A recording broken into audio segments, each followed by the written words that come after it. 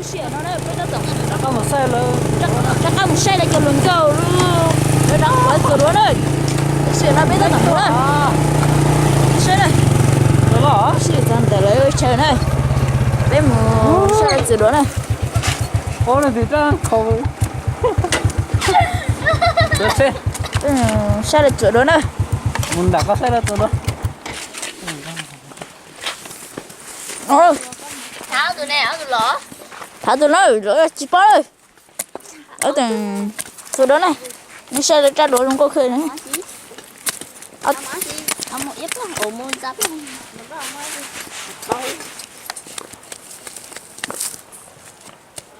sẽ được nha là tôi xí xí này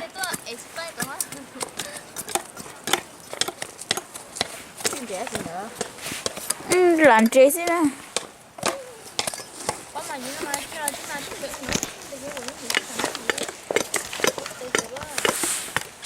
rồi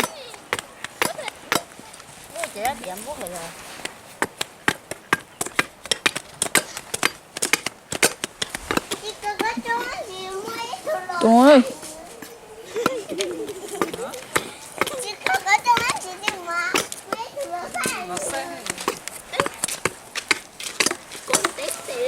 cái mặt kho để tôi nhìn chơi chưa chào bắp lông nha rồi à cái đáp ấy đó là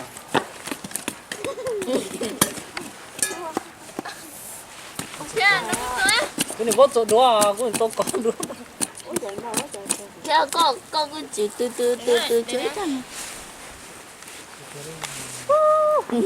ta của tôi chỉ ở luôn mà con nó xuống你只有那个trả rồi tôi cho chị tao tiếc tao mà không con chị từ này không thấy mà một từ con thế từ con thế một tuổi này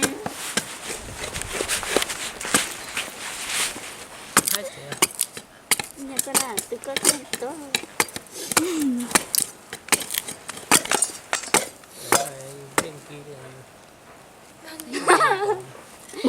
nó có gì à? Ô con tần tí tôi cái ở tần tí gì? nó nằm phải ngáp à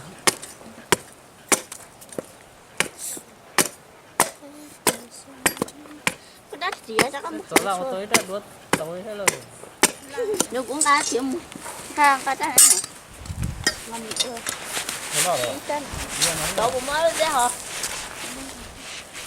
ra từ vừa có sao Không cái mặt thôi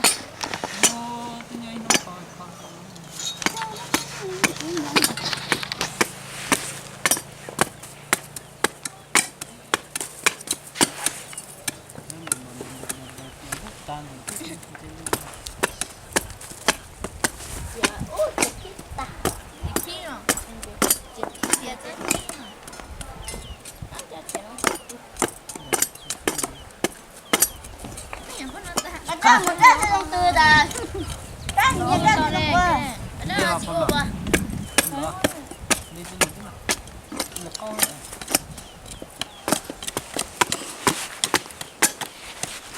lựa chọn đũa này taเป็ด đỏ này để đũaเป็ด đỏ này đũaเป็ด đỏ này ta đũa mình chỉ chết không cho nọ này không có xe à chỉ lưỡi gì khác không có bếp đồ rồi wow y đồ tao là rồi chúng có bếp đồ nữa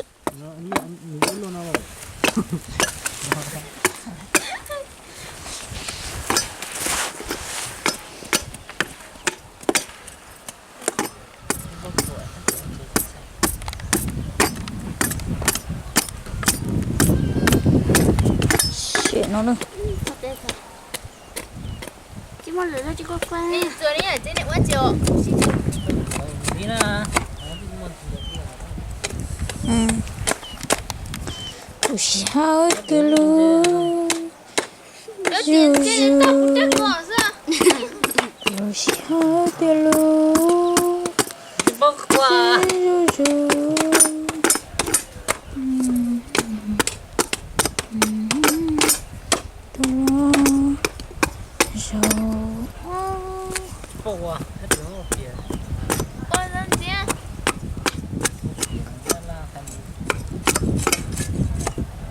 khó đúng không chứ ta từ sao nữa mấy cái hồi những cái này nó chua hết đấy xóa cho tiền một khó xóa lần câu bây giờ lần câu nên giờ thế mà lực kia mà tôi chưa có bao giờ chúng cậu à chơi ép liền ngân cậu à tiếp tục uống một tát có hai tấm nào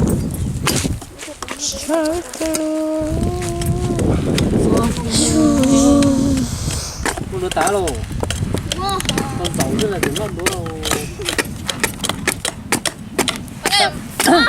con nông hay chắc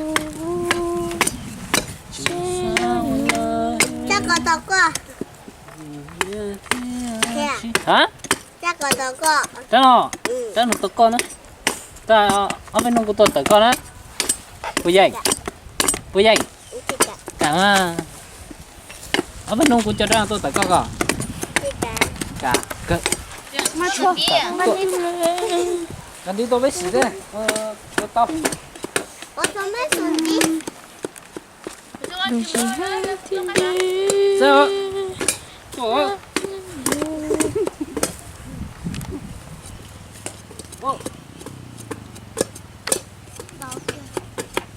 Kuma. Ini apa ku ya? Mana jauh? Udah dah kok. À. Nó này. Một lại cơ. Nè. Hacker vào đây nhỏ. Đấy, con tí. Thì phúc cứ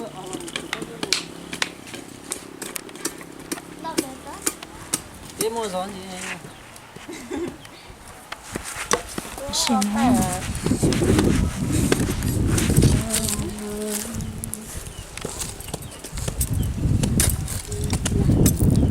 Có dọc cắt đất không? Muối chảo.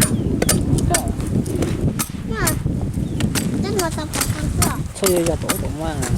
Bố chỉ cho nè. Cái tiêu nhìn thấy nó nè. Bố sách phong hết tiền trên chế thiếu. Thấy này cái sẽ cái Cái xe không có tiền đó. bây giờ tổng xe lần cô họ trẻ rồi bắt thử gió xin này Không có phát triển của nó này. bây giờ tổng xe này này Đây đây, biết rồi kìa. Một tóm mà. Kéo mấy tựa luôn. con Sọm bên nó. con chứ mà nó xỉn nó đâu lần cô nó Nó nè, mấy tựa không có cái tòa. Phát triển nó nè. Tụi nó không có dùng tụi nó không có không có quyền nha. Nếu tụi không có dùng có quyền của em tất cả phát triển nó lên cho tất cả một bữa nữa. Thôi xong mà không có lên quạt tà á. Lên quần lá. Chị có. Dùng có khói ra hay dùng? Chết cả. Cùng tên nào cả? Thế hồ. Cùng cố nữa. cùng cố đâu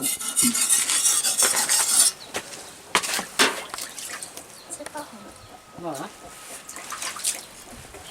nó xỉn nó này bây giờ tổng Suy thuốc không tạ. nó kỹ này Cho chị ta. nó xỉn nó tới tổng nó kỹ đây thì cái này Cái tóm thì có như thế. bắt thử gió này To đó. bắt thử gió xin này Cho họ xe luôn. Ê, tức dễ rồi, nó khó cháu.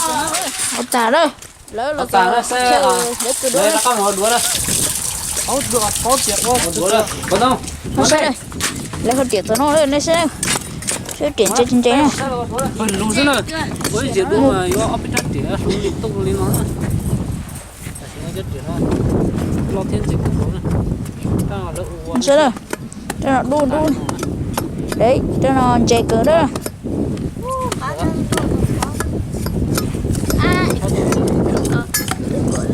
Trứng hoàng. nói rồi Con tụi nó đau à.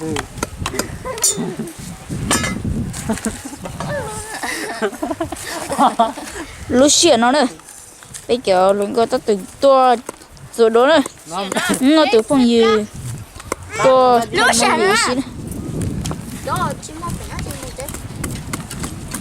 cho chúng mà phải thì cho xây dựng được bao nhiêu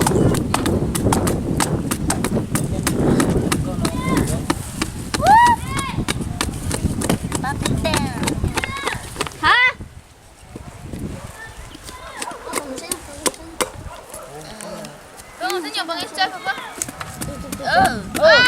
đâu nữa ô tanh Tao muốn tên. lì xì hơi từ lu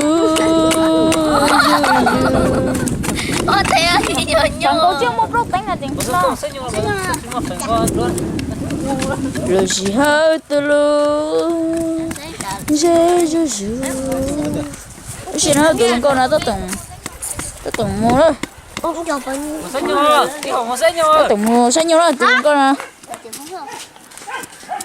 Vâng rồi. từ nó cơ sao nhiều đó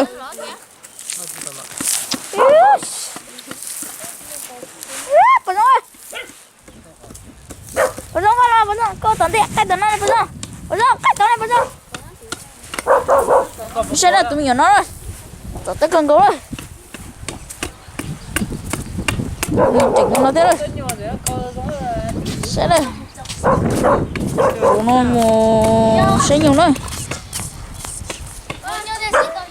Một chế đó. Tụi đây chỉnh tổ đó chỉ thế nữa.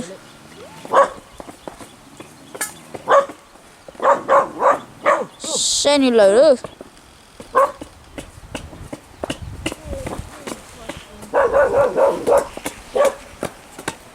có liệp vào đâu có ra đuôi yêu này có cô ha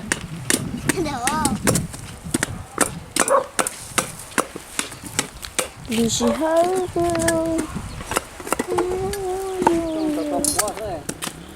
xì hơi từ lu dư dư dư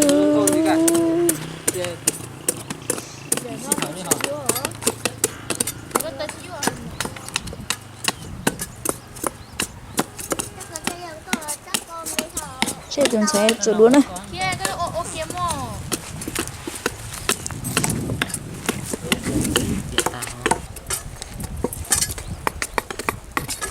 Hãy xóa không quay video.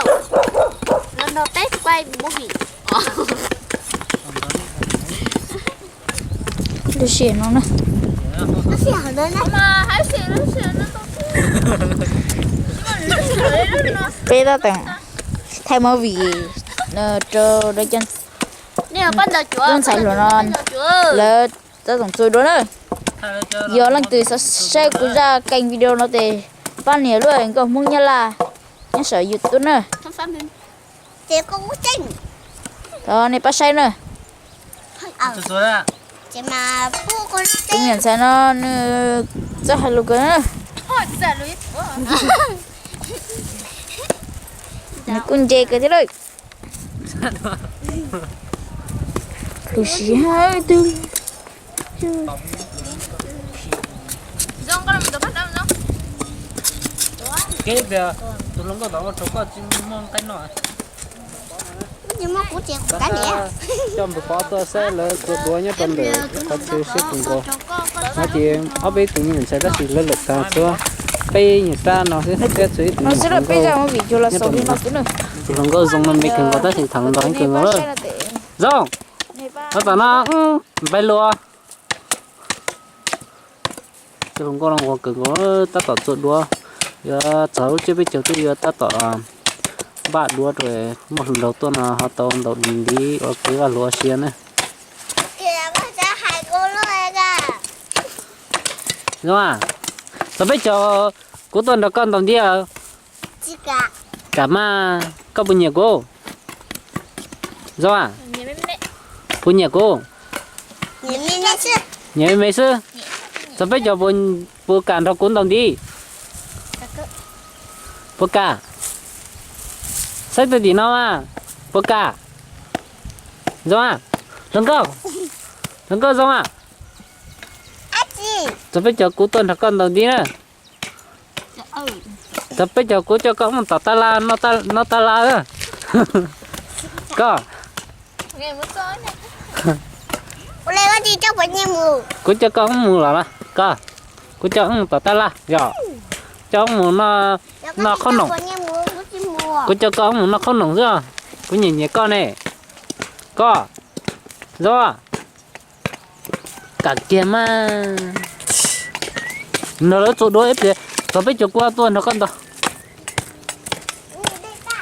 Cái giống này không nhiều tôi chuyển nó về cho nó có lần rồi tôi tưởng chưa đó này tao tôi kẹp bây giờ bây giờ đồn tí đây Tôi nói tụi lần rồi nhau trâu lứa gió này tụi hay sập lấy nhau lứa gió tuần rồi cho chúng con nó đã tỏ sự đua nó đấy không có cứng cố tụi tôi nó nhung nó có cậu xa xuống nữa nó có biết cậu gì nó có tao lứa chay ông thả lồng co nó có sầu thả lồng co nữa ba nó chỉ ba lồng co nhớ trâu lứa gió nó là cho lồng co dùng co cứng rồi đấy tụi tao nói tụi thơ cho tụi thơ tụi đó đấy ba nó chỉ nó tụi thơ nữa người ta tỏ tí tụi đua để cho biết cho như thế này tụi nó có cứng cấu này nó chuối tạt kỳ ta nó chuối tạt kỳ ta nó tôm bổi nó này phải ra để tao chỉ giấc mơ. anh đi từ chuối tạt kỳ ta nó giò phải không giò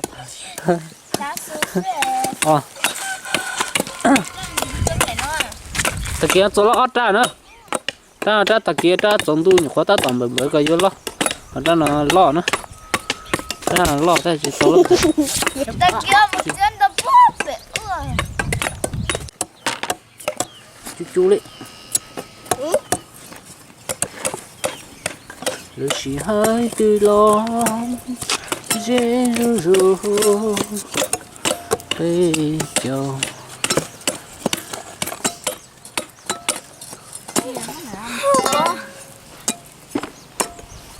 ui quá thì nè cái gì phải nghe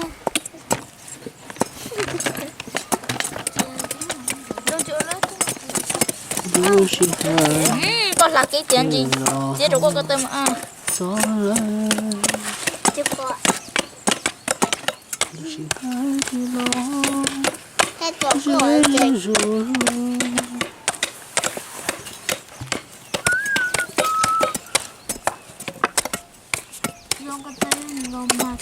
gì là tao nói mà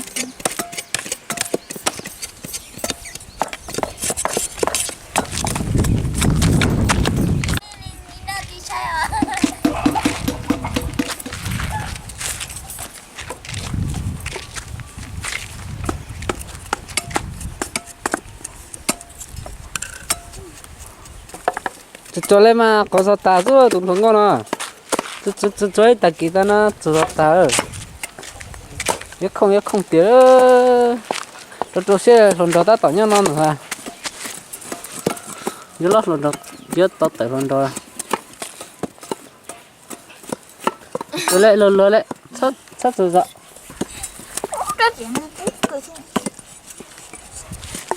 tay nghề của anh đây rồi chú đấy chú đấy thế nào tụi luôn con ta tỏ tôi xếp thì uống nữa ta tỏ thử mình cho kỹ thuật nhá tụi nó mà uống có kinh cấu lon chát đấy nó chưa một kia cái chỗ kia lon chát lon chát tụi mình có cho xếp kinh cấu đi lon chát dầu chưa thì lon lồng bật to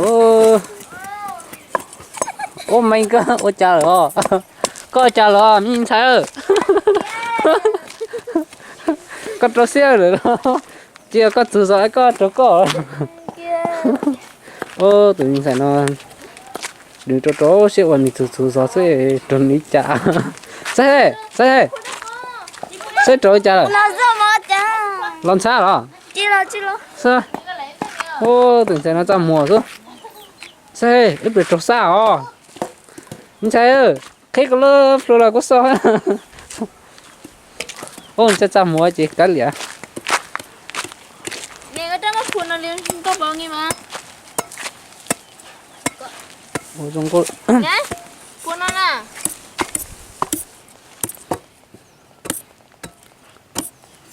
quá chị coi thả căn đấy thả căn đấy quá chị Chung tàu à. ta tổ nó luôn chị bao quá chị nè bé chị bao nó bé sai sư em tía vào tôi chán nó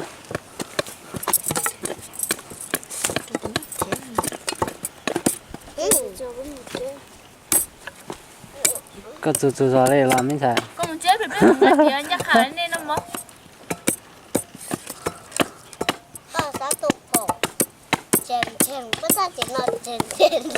bây giờ có tí gì mua đó tập tập hơn đó này nhậu nhiều rồi bằng ngựa tập bằng ngang túi rồi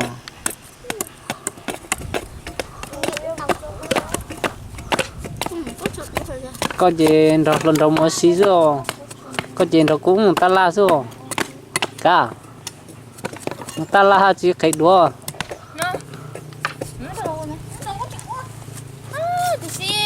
Phô chỉ chào phô, ô tô chỉ chào ô tô. Lúc sợ nữa đấy.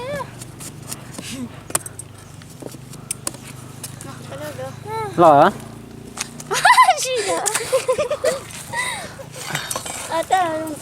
chuối tao bít ra hả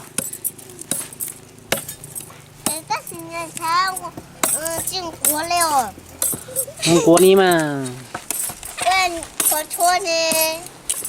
có chua tu ôi ta kia na có chua cành na Nhìn nhau luôn. to Này nó cứ. Đây ô phô. tu chuối yếu tới lần đấy ra là Là ô tá nào. Ô lấy chỉ ta xuống dạ. yếu tới lần đầu mà yếu xí rồi đấy rồi bơi à Non.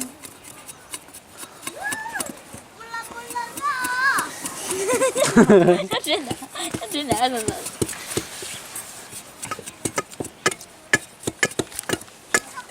có quá gì nè mới bó Ôi chắc ta tiệm bụng. có chứ nữa con Ôi chúng con.你个这跑嘛？ Ôi lên đi chú. 这好chơi不是你弄的。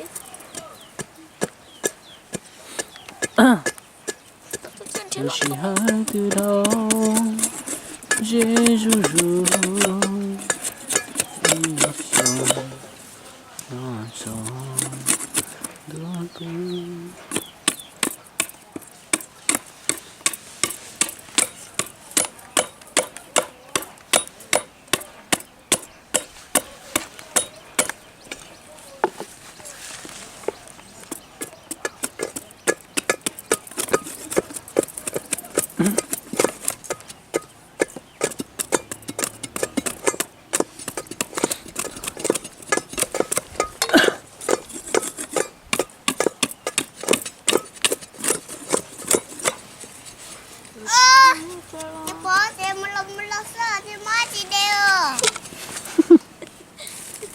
这样子我出。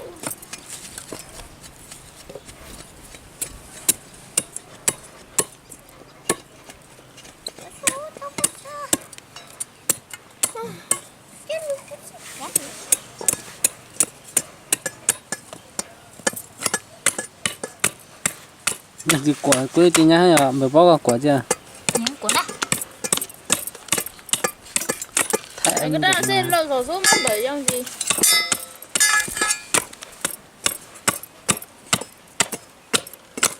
Của cô ấy chắc cũng là nhanh nhanh.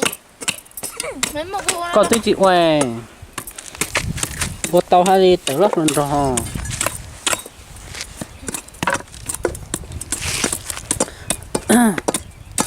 lúc xí hai từ đầu Mẹ con sáng có ta chỉ nói trống trống rau mùa. lúc xí Con ơi. Mẹ con mà sát tua. hả Con sát tua. cũng bù sát tua Hả? cũng bù sát tua là cũng bù sát tua na Con chỉ sát tua. cũng chỉ sát tua Tua. Tua rồi. Sát này. Đi sát tua. có không nó không có tụi lần đó tôi bắt cái chỗ đó mà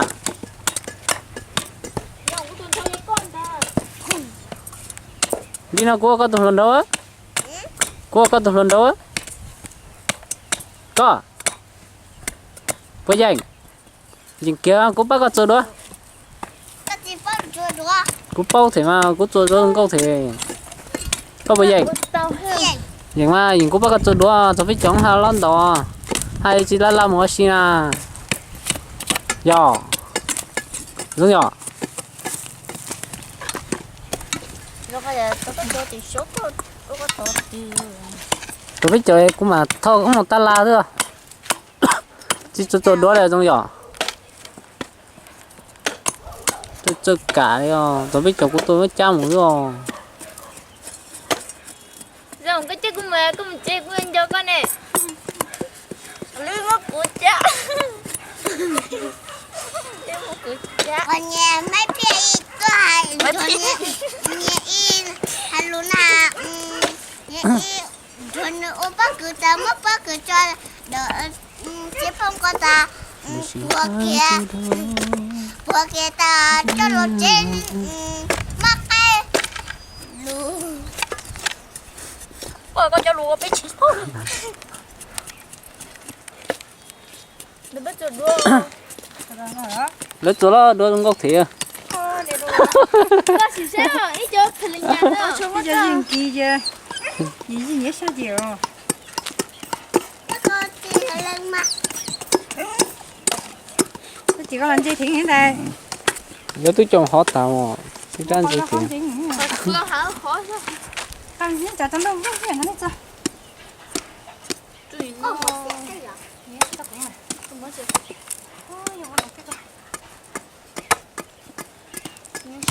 ôi vì cho tôi non tao có chưa xong gì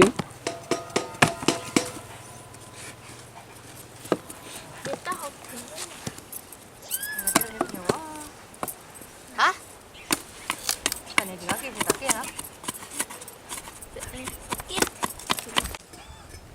có sao có chim khép phế nào mà khó nè chị nó kia nè có sao chị nhủ quá chứ chị nó kia chị kìa có chim khép phế đó sao đó chân ta thật gì mà muốn bọc tử rồi không có ôi chú luôn bọc tử đúng rồi chị coi được sẽ trở xuống rồi đâu rồi đi chỗ nơi tao tụi nó con tới ít nữa ót ra tao tụi nó đâu à cái là cái tuần rồi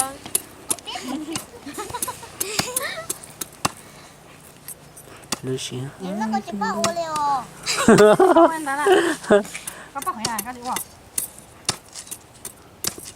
đây là dễ trả rồi thôi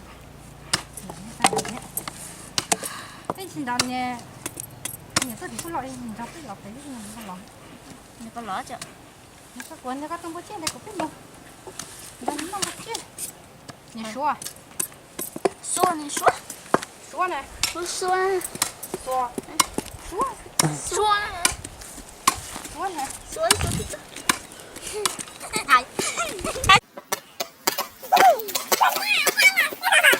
có biết chuyện cả cú là chưa lúc chưa ta luôn có biết chuyện cả cú này cái chuyện cả cú mà cú cho hết các con này con thấy không nè tôi biết cho con cả cú này bây giờ vậy quá cái gì nữa đâu nó đâu biết đây gì nữa chết tè tôi biết cho nó có tàn tí này lo dừng lo đi qua rồi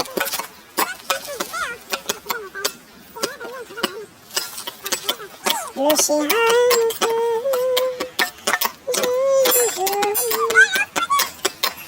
có không có kìa không gì không bắt chết không gì có gì